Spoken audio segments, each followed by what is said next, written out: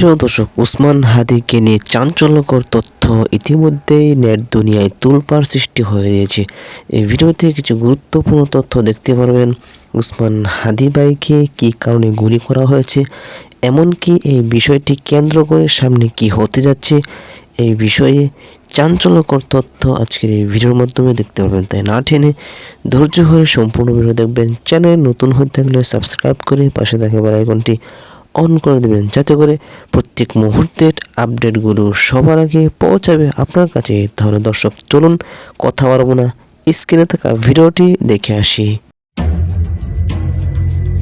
রাজধানীর রাজপথে ছুটির দিনে নীরবতা ভেঙে দেওয়া গুলির শব্দ এখনও কাটেনি। ইনকিলাব মঞ্চের মুখপাত্র ও ঢাকা ৮ আসনের স্বতন্ত্র সংসদ সদস্য প্রার্থী শরীফ ওসমান হাদির ওপর চালানো সেই হামলা শুধু একজন রাজনীতিককে রক্তাক্ত করেনি, বরং সামনে এনেছে এক ভয়ঙ্কর বাস্তবতা। এটি কোনো বিচ্ছিন্ন ঘটনা নয়, বরং পরিকল্পিত টার্গেট কিলিংয়ের অংশ।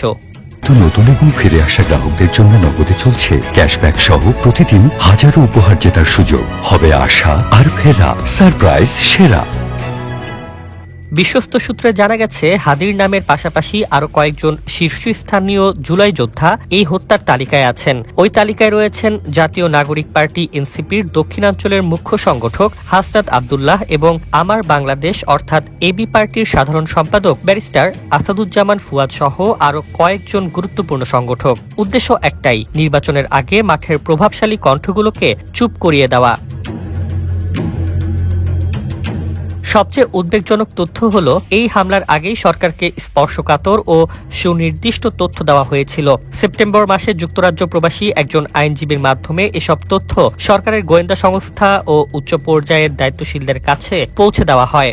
শুধু তাই নয়, খোদ ওসমান হাদি, হাসনাত আব্দুল্লাহ ও ব্যারিস্টার ফুয়াদ নিজেরাও একাধিকবার হুমকির বিষয়টি সংশ্লিষ্ট মহলের নজরে আনেন। সূত্র জানায়, ওই আইনজীবী তার হাতে থাকা বিশ্বাসযোগ্য তথ্য উপাত্ত উৎস ব্যাখ্যা করেছিলেন এবং সতর্ক করে বলেছিলেন, দ্রুত ব্যবস্থা না নিলে বড় ধরনের বিপদ আসন্ন। কিন্তু অভিযোগ উঠছে, সেই সতর্কবার্তা আমলে নেওয়া হয়নি। ব্যারিস্টার আসাদুজ্জামান ফুয়াদ স্পষ্ট ভাষায় বলেন, শুধু ব্যক্তিগত নিরাপত্তা বাড়িয়ে এই সংকট মোকাবেলা সম্ভব নয়। তার মতে, নির্বাচনের আগে অবৈধ অস্ত্র উদ্ধারে বড় ধরনের অভিযান ছাড়া সুষ্ঠু ভোট আয়োজন অসম্ভব। লোক দেখানো অভিযান নয়, সন্ত্রাসের মূল শেকড় উপড়ে ফেলতে হবে। তার এই বক্তব্য এখন আরও ভয়ঙ্করভাবে প্রাসঙ্গিক হয়ে উঠেছে। হাদির ওপর হামলার পর প্রশ্ন একটাই, যদি আগে জানাই ছিল তবে কেন প্রস্তুতি নেওয়া হলো না? আর তালিকার পরের নামটি তাহলে কে? তো প্রিয় দর্শক, আশা করি সম্পূর্ণ ভিডিও দেখে আসছেন। ভিডিওতে যে বিষয়গুলো দেখলেন, আসলে ওসমান হাদিকে নিয়ে যে কথাগুলো শুনলেন, আপনারা ইতিমধ্যে যে ভিডিওটি দেখলেন, আসলে এই ভিডিওর মাধ্যমে আপনারা কি বুঝতে পেরেছেন, এমনকি এই বিষয়টি নিয়ে সামনে কি হতে পারে, আসলে কি পরিস্থিতি দাঁড়াতে পারে, অবশ্যই আপনাদের মূল্যবান মতামতগুলো কমেন্টে জানিয়ে দেবেন।